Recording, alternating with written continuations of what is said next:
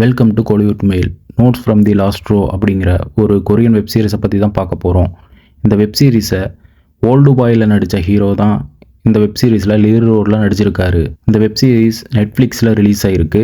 மொத்தம் 6 எபிசோடு. ஒவ்வொரு எபிசோடும் ஏவரேஜாக 1 hour வருது. ஒரு குயிக் வாட்ச் வெப் சீரிஸ் தான் இது. இந்த வெப் சீரிஸோட ஸ்டோரியை சிம்பிளாக பார்த்தலாம் வாங்க. ஓல்டு பாயில் நடித்த நம்ம ஹீரோ ஒரு வயசான ப்ரொஃபஸராக இருக்கார். அவரோட கிளாஸில் லாஸ்ட் பெஞ்சில் இருக்கிற ஒரு ஸ்டூடெண்ட்ஸ் எழுதுகிற அந்த கதையை பிடிச்சி போய் அவனுக்கு ஹெல்ப் பண்ண நினைக்கிறாரு. அவன் எழுதுகிற கதையெல்லாம் நிஜமாவே உண்மையா இல்லை வெறும் கதையான்னு நடக்கிற ஒரு சைக்கலாஜிக்கல் த்ரில்லர் தான் இந்த வெப் சீரிஸோட பாசிட்டிவ்.